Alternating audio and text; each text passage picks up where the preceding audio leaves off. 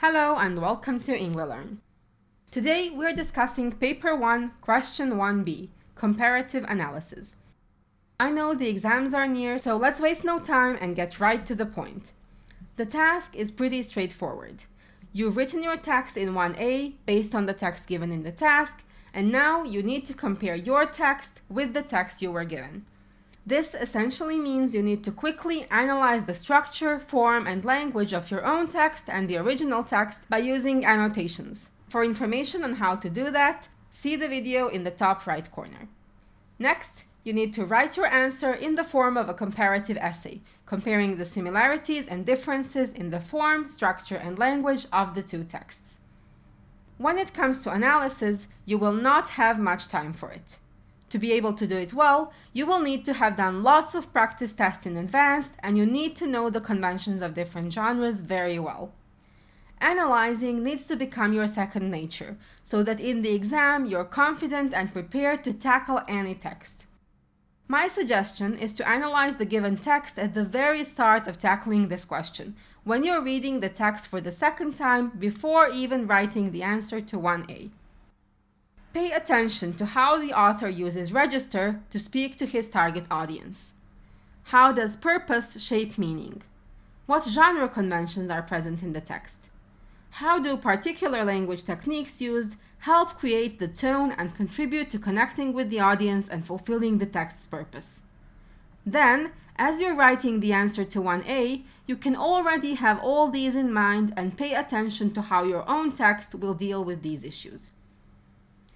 Thinking about these issues before writing your text in 1a will help you appropriately incorporate those elements in your own writing and have enough elements to compare in 1b.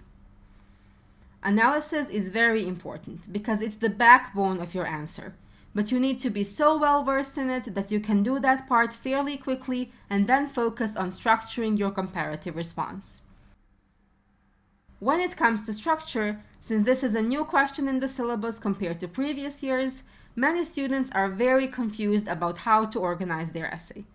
A lot of them make the mistake of writing about the form, structure, and language of the original text in a few paragraphs, and then writing another few paragraphs on the analysis of their own text. This is not comparative writing. What you should do instead is use what is called a topical approach. This means you will constantly, from the very outset, refer to both your own text and the given text, interweaving the analysis of both and comparing the similarities and differences between them. Topical approach means that as you're writing your essay, you're going to focus on different topics or elements of analysis, like genre conventions, register, structure, and particular language features. Each of these elements can be discussed in a paragraph of your own essay. In each paragraph, you will discuss how both your text and the given text tackle these topics. Here is an example outline for your essay. This is just one suggestion and is by no means the right way to respond to this question and most certainly not the only way. It's just what I think would be a good and clear approach. But of course, a lot depends on which texts you're given and which elements will be prominent in those particular texts. You can start with a very brief introduction in which you would mention which elements you will be discussing, but don't waste a lot of time on elaborate but actually meaningless introductions. I didn't include an introduction here because you need to make sure to get right to the point and to contribute some value to your answer with every single sentence you write. Ideally, everything you say will be worth some points in the exam. That is what you're aiming for, so you need to make sure to constantly be precise and focused in your writing. You might start your essay with a discussion of how your text and the given text comply with or depart from the genre conventions. So if the given text is an article, for example, you might comment on the use of subheadings, paragraphs, and rhetorical devices. If your own text is, for example, a letter, you might again discuss how it follows or departs from the conventions of a letter. Next, it's a good idea to discuss audience and purpose. Here, you would need to discuss how the audience and purpose of your text and the given text differ, or in what ways they are similar. What techniques does the author of the original text use to connect with his audience and fulfill his purpose? How does that differ or is similar to your own techniques? How do both of you use register and form to appeal to your target audience and fulfill your purpose? How do audience and purpose shape meaning and influence the form, structure, and content of your texts? Next, you may want to consider the similarities and differences in structure. Here, you can look at some of the elements of structure we discussed in an earlier video. Check out the link in the top right corner. Finally, you can focus on particular language devices, including word choice, lexical fields, figurative language, and persuasive devices. To achieve higher marks, make sure to link those particular techniques to whole text elements, like context, purpose, audience, and tone.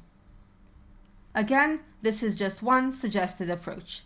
You don't have to deal with these particular topics in this order, although you do have to tackle form, structure, and language.